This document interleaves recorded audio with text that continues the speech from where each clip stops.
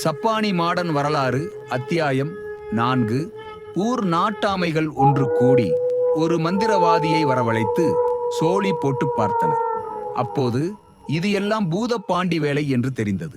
உடனே பூதப்பாண்டியனுக்கு மண் பீடம் அமைத்து படையல் போட்டு பூஜை செய்தனர்.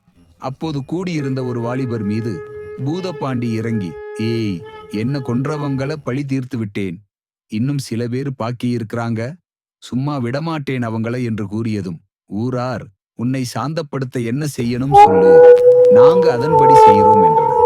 வாலிபன் கூறினான், நீங்க என்ன சாமின்னு அழைக்கணும், எனக்கு கோயில் எழுப்பணும், கொடை கொடுக்கணும், நடு சாமத்தில பூஜை செய்யணும், சுற்று வட்டார கிராமங்களுக்கு நள்ளிரவு நான் கச்சை கட்டி கையில் தீப்பந்தத்துடன் வலம் வருவேன்.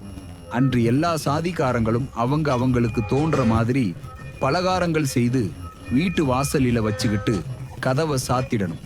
நான் எந்த வீட்டுல வேணா சாப்பிடுவேன். கொடை கொடுக்கும்போது என் குலத்து வாலிபனை மாலையிட்டு அலங்கரித்து அவனது வலது காலை கட்டி விழாவில் பங்கேற்க வையுங்கள். அவன் மேல் நான் இறங்குவேன், உங்களை மேம்படுத்துவேன். எனக்கு பூஜை செய்யும் முன் ஐயன் சுடலை மாடனுக்கு படையலிட்டு பூஜை செய்ய வேண்டும்.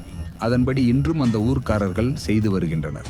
நள்ளிரவு பூதப்பாண்டி அருள் வந்து ஆடுபவர் யார் வீட்டு பலகாரங்களை சாப்பிடுகிறாரோ அந்த வீட்டில் வளங்கள் பெருகுவதாக கிராமத்தினர் கூறுகிறார்கள். சப்பானி மாடன் தலைமையிடமாக கரிசூழ்ந்த மங்களம் இருந்தாலும் அவரை வழிபட்டு வந்தவர்களிடம் பெயரும் ஊர்களில் எல்லாம் சுடலை மாடன், சாஸ்தா கோயில்களில் நிலையம் கொடுத்து வணங்கி வருகின்றனர். இதைத் தொடர்ந்து வேறு எதை பற்றிய புராணக் கதைகள் வேண்டும் என்று மறக்காமல் கமெண்ட் செய்யுங்கள். மேலும் இதுபோல புராண கதைகளை காண நம்முடைய ஆத்தி ஸ்டோரி என்ற யூடியூப் சேனலை மறக்காமல் சப்ஸ்கிரைப் செய்து கொள்ளுங்கள். நன்றி.